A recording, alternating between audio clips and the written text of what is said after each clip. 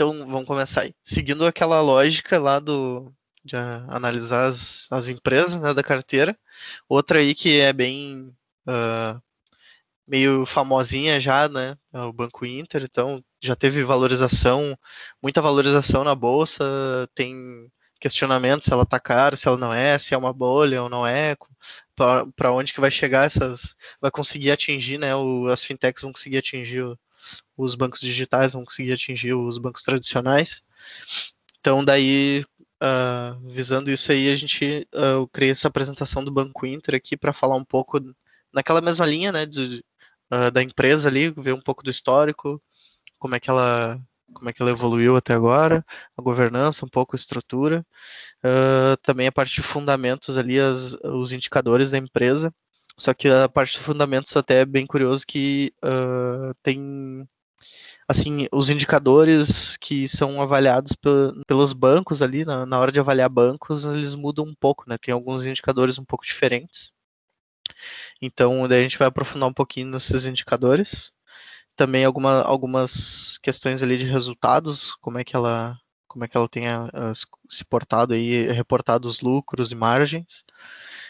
Também uma análise aí do setor, né, como é que está essa concorrência, essa competitividade entre os bancos tradicionais e as fintechs e bancos digitais. E por final ali também vamos dar uma olhada nas movimentações dos controladores, para ter aquela visão ali de sentimento de como que o pessoal tá movimentando, né, as ações da própria que estão em custódia aí dos controladores. Um pouco da história ali, ela foi fundada então em 1994 em Belo Horizonte e o nome da empresa era Intermedium Financeira. Aí ela começou ali por 99 e 2002, entre 99 e 2002, as operações de crédito empresas e crédito consignado. Em 2007 e 2008 eles começaram a operar a linha de crédito imobiliário, e aí eles conseguiram essa licença de banco múltiplo pelo Banco Central. Em 2012 eles formaram o grupo Inter, já com a entrada da Inter Seguros também. Em 2015 ali, eles fizeram o lançamento da conta digital, o, o lançamento do aplicativo, né, do Banco Inter, e a oferta de cartão múltiplo Bandeira Master. E aí eles encerraram ali 2016 com uma base de 80 mil clientes digitais, que foi um crescimento ali de 599% em relação ao ano anterior. Em 2017 eles fizeram um rebranding deles, aí mudaram o nome para Banco Inter, e aí teve mais crescimento, né? Eles encerraram o ano com mais de 370 mil clientes, então um aumento aí de quase 5 vezes. Em 2018 ali eles fizeram a migração da infraestrutura deles para a Amazon, então toda a infraestrutura deles ficou na nuvem, e aí eles se tornaram o primeiro banco da América Latina a operar em nuvem. Também foram o primeiro banco digital a realizar uma oferta pública na B3, né, em 2018. E nesse mesmo ano também eles encerraram com uma base de clientes de mais de 1,4 milhão de correntistas. E a gente consegue ver ali que ao longo do tempo eles estão com um crescimento muito grande ali na aquisição de clientes, né? Então até uma das estratégias da empresa. Eles estão e fazem vários produtos assim com esse intuito aí de absorver cada vez mais clientes para a base deles. Em 2019 eles fizeram uma parceria com a WIS Soluções lá então para atuar na venda de produtos seguro. Fizeram um follow-on e captaram mais de 1,2 bilhão de reais que captaram do SoftBank ali, que foi um investidor estratégico para eles. Encerraram um ano daí com mais de 3,3 milhões de correntistas e atingindo 99% do território nacional. Também finalizaram lá o lançamento do Super App, que é aquele o marketplace, né, de produtos e serviços, tanto financeiros como não financeiros. Esse Super App deles é bem interessante porque é mais uma estratégia para aumentar a base de cliente, porque eles estão fazendo várias iniciativas no intuito de colocar cashback, colocar várias vantagens, tudo centralizado ali nessa plataforma deles, né? Então eles estão com várias atitudes bem interessantes aí para realmente fazer as pessoas migrarem para lá. Inclusive, daí eles já me liberaram, esses dias eu estava falando para vocês, né, que eles me liberaram o crédito, o cartão de crédito com um limite mais alto que o do Nubank e tal, um limite bem alto, interessante. E daí já tudo integrado. Além disso, se eu fizesse, eles me mandaram um e-mail, até estão com uma promoção. Caso tu assine Netflix ou use o Uber no cartão de crédito deles, daí tu ganha cashback também nesses serviços.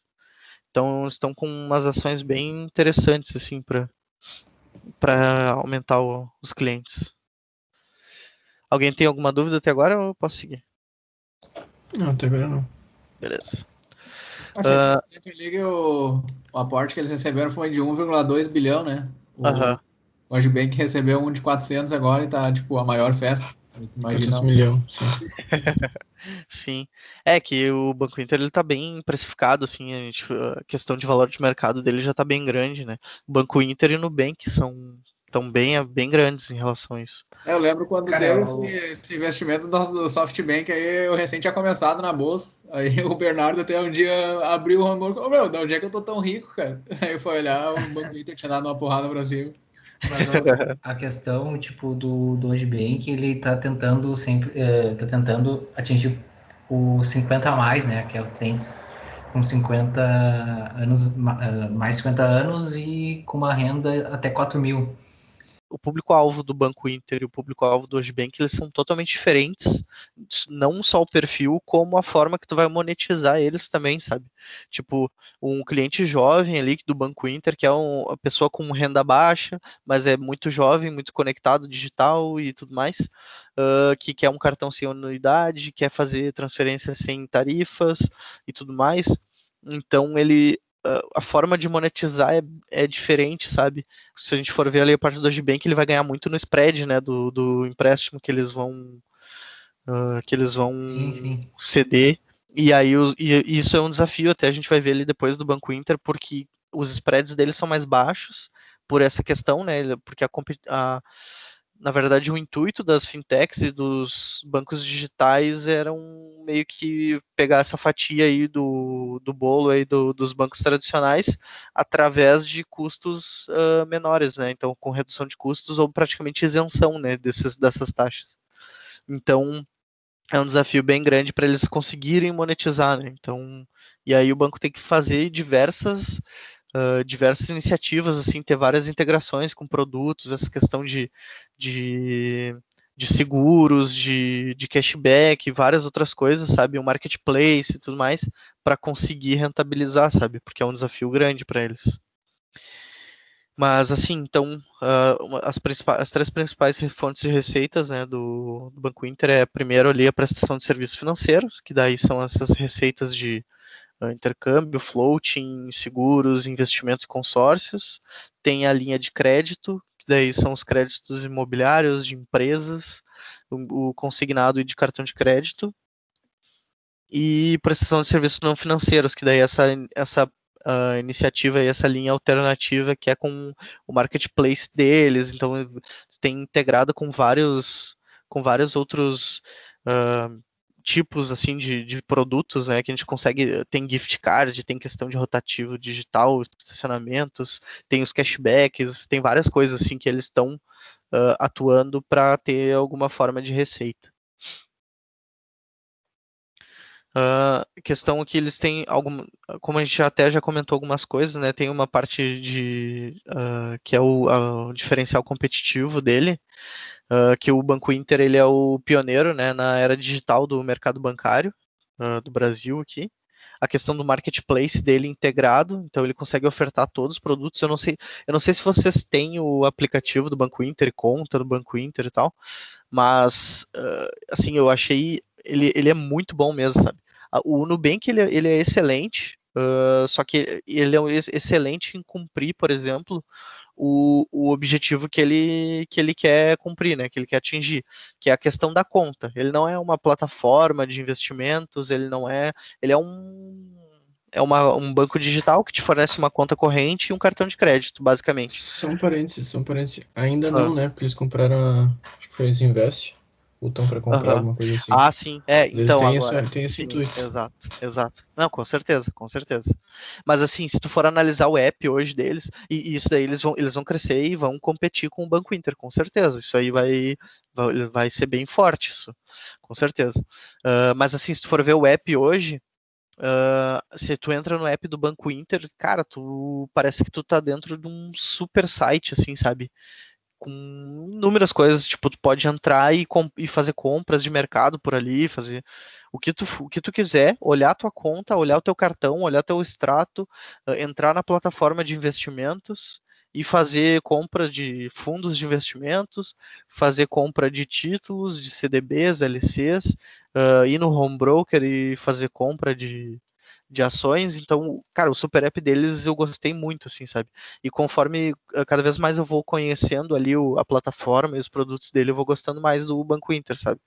E aos poucos eu usava, até com essa questão aí de polêmica de reserva de emergência e tal, a minha reserva de emergência ficava no Nubank, né? Eu não usava o Tesouro Selic. E aí ficava na Nuconta. Aí agora, para mitigar, eu já dividi entre Nubank e Banco Inter. Na verdade, eu tinha colocado bem pouco. Mas daí eu comecei agora já tá, acho que uns 50-50, assim, entre Nubank e Banco Inter. E daí, conforme eu vou usando, daí eles já me cederam crédito do cartão, do limite no cartão do Banco Inter, que tem um limite maior, já é mais interessante, eu já posso ganhar um cashback, então se eu colocar Amazon Prime, o Netflix e etc, Uber, se eu for pegar Uber e botar no cartão de crédito do Banco Inter, eu vou ganhar cashback. Então isso aí são coisas que vão atraindo o cliente para o lado deles, sabe? E eu tô, inclusive, eu tô ciente de que eu tô indo pro lado deles também. Eu tô, para mim, pro meu perfil hoje, o Banco Inter tá mais atrativo até que o Nubank, sabe? Então, e aí por essas iniciativas, assim, eles têm várias, eles são bem disruptivos nessa questão, tem uns projetos bem interessantes, e o carro-chefe deles é esse marketplace, né? Além disso, tem a parte de ser enxuto, né? Que a estratégia, essa estratégia do Banco Inter, ela elimina essa necessidade de agência física, né? Não tem nenhuma agência física. Isso é uma das vantagens das techs contra os tradicionais e permite um alcance aí nacional com um aumento baixíssimo ou quase inexistente, né? De estrutura de custos, né? Aumento com custo. E também, né, o que a gente comentou já, a questão de ser gratuito, isenção de tarifas, não tem muita burocracia, a questão de estar operando na nuvem, eles têm escalabilidade, então essa questão aí de conseguir expandir e ser escalável, assim, aumentar bastante o alcance deles sem ter perda de qualidade e também sem ter muito investimento. Aqui um pouco a estrutura do banco, ele ainda não é novo mercado, ele está num segmento de nível 2 aqui, da B3, porém ele tem tag along 100%. Aqui a gente consegue ver a participação, né, dos acionistas. Esse grupo controlador aqui não está muito bem explicado o que é, mas que ele é um dos maiores, é o maior na verdade, né, o maior, com a maior participação. E aqui a gente vê o SoftBank, ó. E se for ver com 1 bilhão ali de aporte, e o SoftBank ficou com 15% de participação no banco. Sacou? Para ver o valuation do banco, né, que tá bem alto. É isso, estrutura. Aí agora pra gente dar uma olhada na questão dos fundamentos. Aí tem alguns indicadores ali que são específicos para serem avaliados quando a gente está tratando de empresas do setor bancário, empresas do setor bem financeiro, assim. Então eu coloquei alguns deles até para a gente ter fazer um pareamento aí e depois mostrar os indicadores, tá? Então a gente tem aqui o índice de Basileia, que ele é um indicador que ele basicamente mede o grau de alavancagem financeiro do banco. E ele basicamente mede a proporção entre o dinheiro, que é o dinheiro da instituição, do dinheiro que é capital de terceiros. Então, quantos por cento do crédito que tu está cedendo, por exemplo, ele é ele é teu, é dinheiro de posse do banco, ou ele é dinheiro captado por terceiros, sabe? Então, e aí tem até uma métrica ali, um range aceitável ali, que é uma convenção, de que se o banco opera com menos de 11% de índice de Basileia, é um de alto risco, porque ele está muito alavancado, né? Ele está cedendo muito crédito para cliente com dinheiro de outros. Assim, 90% do dinheiro é captado de terceiros. Então, isso indica muita alavancagem e alto risco. E acima de 30% mostra que o banco não está sendo tão eficiente. Ele está talvez muito conservador, assim, sabe? Outro ponto, outro indicador é o índice de eficiência. Aí ele é bem literal mesmo, é para identificar a eficiência da empresa, que é basicamente o lucro. Até tem uma fórmula que é o lucro econômico, é o conhecido por EVA, que é o Economic Value Added, que é basicamente o lucro que tu consegue gerar a partir de um capital utilizado. Então, o índice de eficiência é calculado pelo lucro econômico sobre capital utilizado. Orel, Oi. uma pergunta. Quando diz que é capital de terceiros, é referente ao dinheiro dos clientes ou de investidores? O banco cede crédito para os clientes, né? Ele dá dinheiro para os clientes, que é o Sim, crédito, e aí o capital de terceiro seria, por exemplo, um empréstimo que ele pega, um crédito que ele pega no BNDES ou de outros bancos, entendi. ou por captação via debentures, que é uma modalidade de investimento.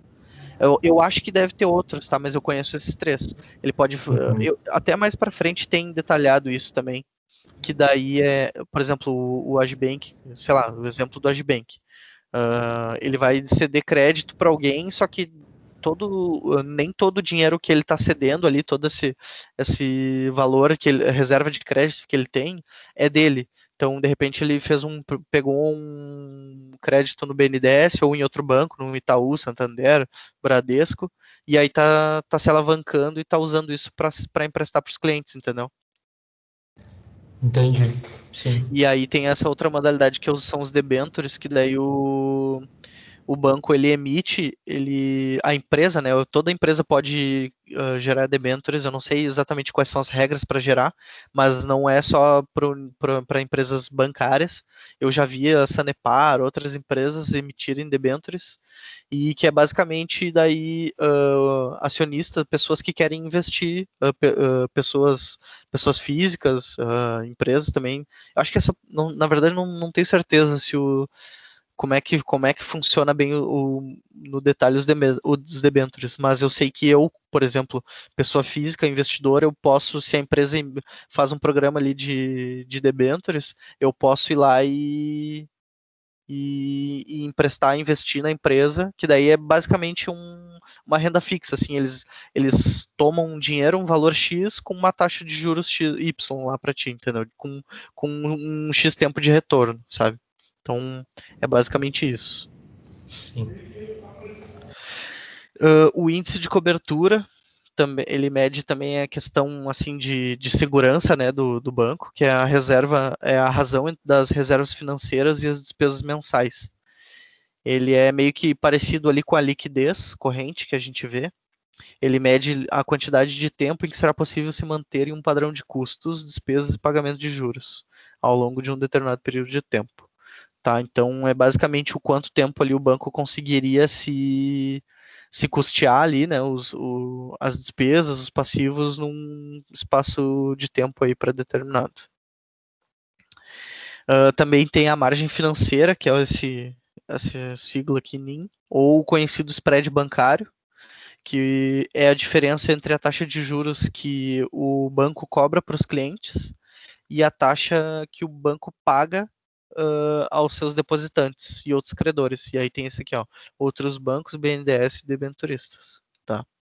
Então é esse cenário aí, por exemplo, que a gente estava falando do Agibank, ele fez, pegou um crédito com o Itaú, por exemplo, numa taxa de, sei lá, 5% ao ano, e aí está cedendo crédito para os clientes numa taxa de 15% ao ano. O spread, então, vai ser 10%. Beleza? Daí agora a gente pode dar uma olhada aqui nos fundamentos do Banco Inter. Esse aqui, ele deu um pouquinho mais de trabalho para montar, porque esses índices eles não têm no Status Invest, então não foi tão simples assim para pegar. Mas vamos ver aqui a parte, esses aqui que são mais comuns aqui, que estavam todos já no Status Invest. A gente consegue ver a receita líquida que a empresa tem crescido, tem aumentado de forma até que constante, né? Os lucros não é nada muito exponencial, mas também vem seguindo um crescimento aí de receita. Os custos, a gente vê que ele também não cresce de uma forma, ele cresce mais assim contido, até por essa questão ali que a gente estava falando lá no início, dela ser uma empresa enxuta, né? Que o crescimento dela não impacta tanto nos custos, assim, sabe? Por ela ser mais escalável, né? O lucro líquido ele já oscila um pouco mais, mas também a gente vê que ela estava conseguindo ter um crescimento bacana. E só que aqui daí até a gente tem aqui nesse consolidado dos últimos 12 meses, que daí já pega os 2 trimestres de 2020. O banco foi bem prejudicado na crise, tá? Ele teve a gente consegue ver que deixa eu ver aqui, por exemplo, a receita líquida até se manteve, tá em 880 milhões, ela teve um aumentinho em relação ao 2019, mas a gente consegue ver aqui, por exemplo, que o lucro líquido caiu para 24 milhões, tá? E era que estava chegando perto dos 80. A gente consegue ver outra coisa, a margem líquida do banco é uma margem interessante, não é as melhores, assim, não é uma margem muito boa, mas também não está muito apertada, então até em momentos de dificuldade a gente consegue ver que ela não consegue segurar não entra em prejuízo por essa questão da margem. A gente consegue ver que nesse ano aqui ela está com uma margem bem apertada, ó, de 2,75, então que mostra ali que ela foi impactada durante esse ano de 2020. O EBITDA também, ele tá bem interessante aqui, ele não oscila muito, ele está crescendo. Eu acho que aqui ele caiu também, aqui no 2020, então a gente consegue ver que o ano de 2020 foi bem prejudicial assim, para o Banco Inter, ele não foi muito bem operacionalmente. A gente consegue ver também que o ROI ele oscila, e em 2019 a gente já viu que o ROI estava caindo bastante, num ROI baixo, não está muito bom aqui, e ele ficou bem ruim, na real ele piorou aqui em 2020, está com um ROI de 1%. Então questão esses desafios aí do banco, tá? Então ele está conseguindo ter várias iniciativas, até eu não entrei muito no detalhe do balanço aqui de 2019, 2020, para ver se foi muito prejudicado em relação à pandemia, ou se foi essas questões aí de repente esses investimentos, sabe, que ela tem feito nesses apps e em parcerias para tentar ganhar clientes, até porque quando a gente fala de banco digital é um pouco diferente para analisar, se a gente for olhar por margem e ROI, dificilmente entraria, sabe? Porque se for botar do lado de Itaú, de Bradesco, eles estão sempre bem atrás, assim, bem prejudicados. Até por isso eu não fiz aquela comparação do Status Invest normal ali que a gente faz, botando todos os indicadores, porque a gente vai fazendo a comparação. Eu peguei a comparação entre o Bradesco e o Itaú e o Banco Inter para ver daí basicamente os indicadores aqui, né, que são esses índices, porque o restante ali ele é meio fora, assim, não faz muito sentido comparar.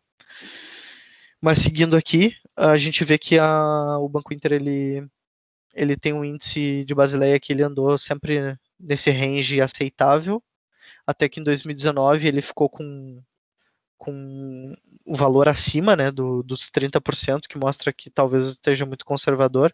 A gente consegue ver também que o caixa líquido foi o maior aqui que ela já teve, né, ela atingiu 3 bilhões de reais em caixa, então ela estava bem pouco alavancada nesse sentido. Mas uma coisa que é bem interessante dela é que ela tem um nível um índice de eficiência alto. Esse índice aqui ele é alto, considerado alto. Depois a gente vai comparar com os outros bancos. E ele vem evoluindo, ele vem aumentando.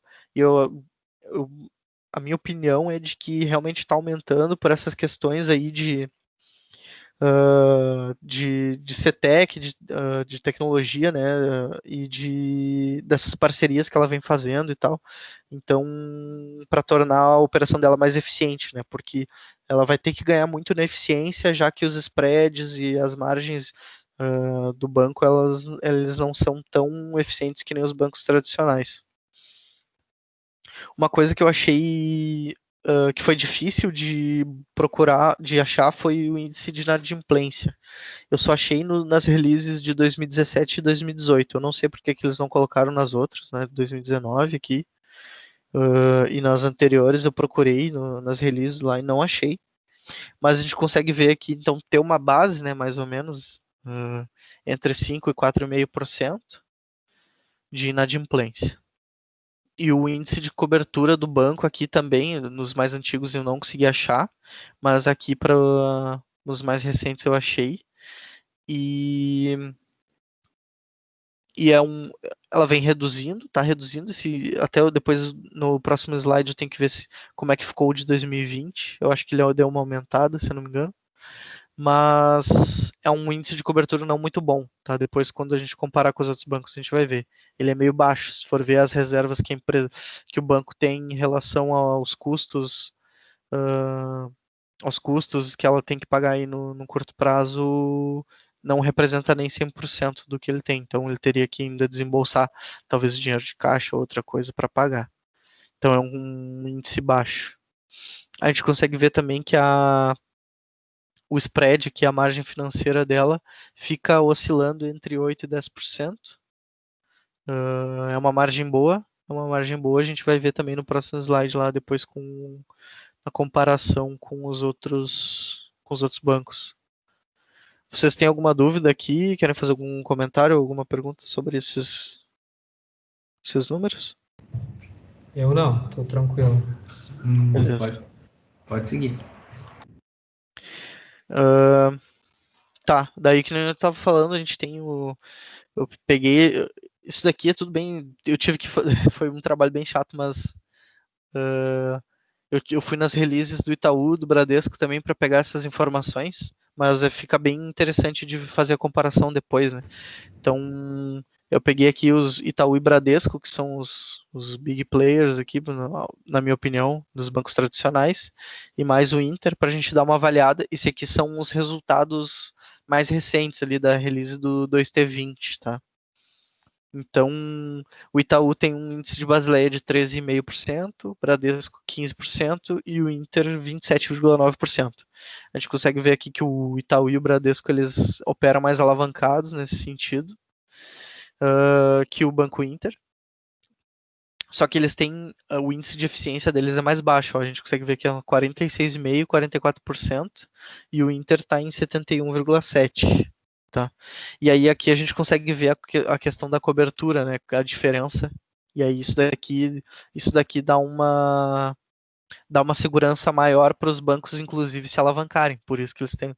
Imagino eu que por isso eles têm um índice de Basileia mais baixo, porque eles têm essa cobertura alta aqui de quase 300% do Bradesco e o Itaú 281%. E o Banco Inter está com 66,9% de cobertura. Então, a gente vê que esse aqui está bem distante, né, esse valor. E o spread do Itaú está em 8,4%, e o Bradesco 9,5%, e o do Inter aqui por final ele deu uma queda, e aí ficou em 6,6%. Os índices de inadimplência são baixos aqui do Itaú, 2,7%, 3%. E o do Inter a gente não teve, né? As releases eles não estão colocando, mas dá para ver que já é mais baixo do que eles apresentaram do que os índices de inadimplência de Itaú e Bradesco são mais baixos que o que foi apresentado em 2017 e 2018 lá no Banco Inter, que estava em 4% e 5%. Tá.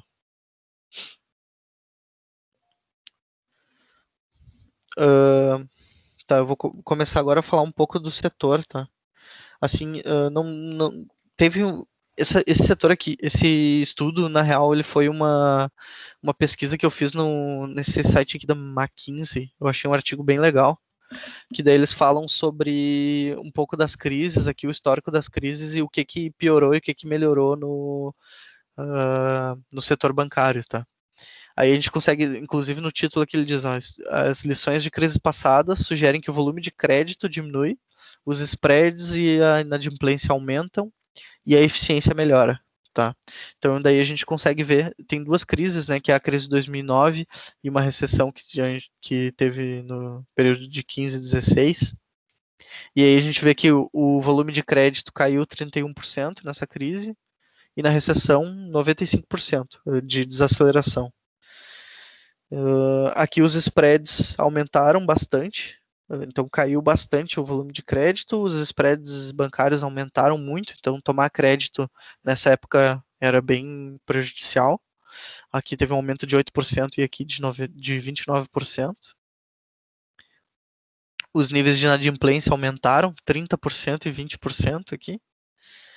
E os índices de eficiência, que é a redução de custo, né? Então reduziram 5% e 7%. Então, pelo menos para dar um alento aqui, ele tem uma questão aqui de normalmente as empresas ficarem mais eficientes, né? Também eles comentam nessa questão de desafio estrutural, né? Que até antes mesmo, e no estudo ali eles falam sobre o impacto também, né, do coronavírus e tal, mas que o setor bancário ele já estava sendo bem desafiado, né? Antes mesmo da pandemia, o que é verdade, eu concordo. Por essa questão aí de taxa de juros bem baixas, né, que a gente está vendo as taxas de juros a níveis jamais vistos ali, né, 2%, inclusive sendo bem questionado, porque muitos economistas já estavam falando que essas taxas de 2% não representam mais a realidade, e a gente está vendo aí com essas notícias de inflação aí de preço de mercado, de alimentos e tudo mais, em breve a gente já vai ter um aumento nessa taxa de juros, muito provavelmente. Vai voltar a aumentar a taxa de juros. Mas com esse cenário ali, então, de fintechs, né, esse cenário disruptivo aí dos players digitais, estavam impactando, já era um desafio eminente aí que os bancos tradicionais vão enfrentar. Aqui eu peguei esses gráficos que eu achei bem legais. Ele mostra a eficiência dos bancos brasileiros em restante outros países e a gente consegue ver a diferença, né, é um gráfico um pouco mais atrasado, ele está aqui entre 18 e 19, mas também não está tão atrás, né, 2 anos atrás, quando a taxa Selic ainda estava em 6,5%, taxa de juros, e o ROI do setor bancário como um todo era 18,8%. O ROI é altíssimo, muito alto. Aí é a curiosidade que a gente vê aqui, a eficiência dos bancos, né? Como era um paraíso aí o setor bancário no Brasil. E a gente consegue ver já nesses resultados e também potencializados um pouco pela pandemia que a tendência é esse ROI diminuir um pouco. E também por causa das questões das fintechs. Aqui essa imagem, não sei se vocês estão conseguindo ver muito bem, mas eu achei bem legal porque ele mostra aqui um gráfico em relação são os produtos, tá? Os produtos bancários em relação ao ROI, aqui quanto mais para cima o ROI mais alto, e quanto mais para a direita é a intensidade de engajamento. Então, com o ROI mais alto e o engajamento mais alto, a gente pega essa fatia aqui e essa fatia ela está sendo bem explorada, que daí são os melhores produtos, né, que a gente vê varejo de pagamentos, e aí a gente vê várias plataformas como o Mercado Pago, a Ame, Stone, PagBank, PicPay, Nubank, PagSeguro, e entre outras tem a Melios com cashback, tem o Banco Inter que a gente vê com o Super App deles. Além disso tem tem a questão de gerenciamento de assets, que são as corretoras. A gente vê aqui a XP Investimentos, Toro, BTG Pactual, Rico, Isinvest. E também os Wealth Management, né, que são gestor de gerenciamento de riqueza, de dinheiro, de patrimônio. E também um pouco de crédito ao consumidor, a gente vê aqui assim, que daí é abocanhado por essas fatias aí também pelas corretoras e também pelos bancos digitais e fintechs que estão surgindo. A gente consegue ver aqui Acreditas, Anexos, C6 Bank, Banco Original, Banco Inter, Neon, Agero, entre outras. Então, esse é um cenário bem interessante que daí a gente consegue ver que vai ter o que está sendo explorado, né, pelas novas startups, aí, as fintechs e os bancos digitais, e quanto o banco tradicional ele vai ter que, inevitavelmente eles vão ter que tomar algumas iniciativas para não perder essa fatia, que é uma das mais rentáveis e mais engajadas, né, que tem. Então, a gente vai ver alguns movimentos, né? Até um caso deles, por exemplo, o Itaú, que Itaú e Bradesco são sócios, né, de fintechs. Então, na real, eles já fazem algumas coisas assim, né, de comprar. Acho que o Bradesco é do Neon, se não me engano, ele comprou o Neon, ou eles têm uma outra plataforma, que é uma conta digital também. O Itaú é acionista da XP, então eles estão fazendo, mas eu ainda acho que é pouco, sabe? Mas eles vão ter que se movimentar, fazer alguns investimentos aí para conseguir, para não perder tanta fatia, né, de mercado. Também no mesmo estudo ali eles mostraram que ainda tem oportunidade tanto para cliente, para banco digital ou para os bancos tradicionais ainda, que tem muito, na verdade não é clientes desbancarizados, são pessoas, né, a população desbancarizada. Eles indicaram que 29% dos brasileiros ainda não têm conta bancária, só para ter um comparativo, aqui na China e na Índia tem próximo de 20%, nos Estados Unidos 7% e no Reino Unido 4%. Se a gente for ver, 29% de brasileiros é muita gente, né? A gente está, acho que, em 220 milhões, 210 milhões de população. Então, e também a penetração de crédito ou consumo no país representa menos de 25% do PIB. Então, a gente ainda tem um mercado para explorar de concessão de crédito mesmo, e também de bancarizar mais uma fatia maior da população. Também, outro ponto a ser explorado ainda é a parte do crédito para o pequeno negócio. No estudo eles mostravam que teve um crescimento em relação à oferta de crédito para as microempresas individuais, se não me engano. MEI. Se eu estiver falando errado, alguém me corrige aí, por favor. Mas que daí a oferta de crédito a esse tipo de empresa aumentou para 24% entre 2016 e 2019. Só que, por mais que tenha aumento na oferta, 16% delas utilizaram, né, na verdade solicitaram o empréstimo, e 8% tiveram o crédito aprovado. Então ainda tem um gap grande aí para atender as empresas de menor negócio, né, de menor porte. Vocês estão com alguma dúvida? Aqui a gente vai chegar na parte final já. Se vocês tiverem alguma dúvida, fala aí. Por enquanto não. Beleza. De boa.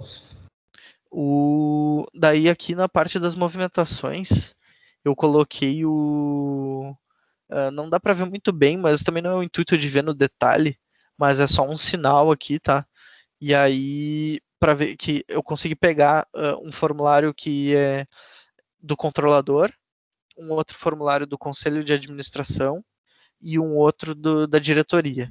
E todas do mês de julho de 2020. E em todos eles estão vendendo as ações do banco, tá? E aí é o ponto de atenção. E até eu não cheguei a colocar no print, no print lá dos fundamentos nem nada, eu não coloquei o PL, tá? Mas o PL do Banco Inter, ele tá astronômico. Ele tava em mais de 600 vezes, sabe? Preço-lucro. Então, tá... Então eu acho que o Banco Inter é o banco mais caro do mundo hoje. Isso, exato. Então, assim, é compreensível que o banco, ele tá sendo precificado, como é que eu vou dizer? A forma de precificar ele é diferente, porque ele está em crescimento, né? Constante crescimento. Ele é um tipo de empresa ainda que é disruptiva e está se criando esse mercado, ainda está se aprendendo, mas um PL de 600 vezes é bem alto, é bem preocupante, no ponto de curto prazo, assim, né? Mas então até eu tava olhando, depois que eu fiz esse estudo, eu fui olhar na minha carteira lá para ver se eu vendia também uma parte de Banco Inter para ver se eu tava muito desbalanceado ali, né? Se passou muito do percentual que eu gostaria que tivesse, mas ele não tinha passado, então tava tranquilo assim. Eu só vou deixar de aportar nele por enquanto ele tá valorizando, né? Mas assim, é um ponto de atenção em ponto de entrada, assim, é meio, eu não sei, tipo, se eu estivesse avaliando para entrar, não sei se eu entraria, sabe? Mas é um ponto de atenção por estar esses 600 vezes, mas também pode ser uma oportunidade, né? Porque provavelmente pode acontecer alguma correção aí nesse preço, até pelos resultados que a gente viu de 2020 ali, né? Que ela teve uma queda considerável no resultado dela. E então que daí eu acredito que pode acontecer alguma correção no preço dela e ela dar uma desvalorizada, mas o que ao meu ver não modifica o propósito da empresa, o objetivo da empresa, como o sucesso que ela vem tendo aí nos produtos que ela vem lançando, sabe? Então eu vejo como cliente, como acionista de Banco Inter, eu vejo um case bem interessante, sabe? Para longo prazo. Então, na verdade, até se essa correção vier, é uma oportunidade para comprar mais barato, fazer um preço médio, ou para entrar, quem não comprou ainda para entrar, né?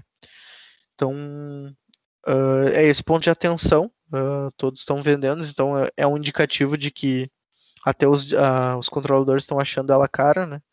Então é um ponto de atenção para isso. Também, de novo, não quero influenciar ninguém a comprar o Banco Inter, só estou mostrando a empresa que eu tenho na minha carteira.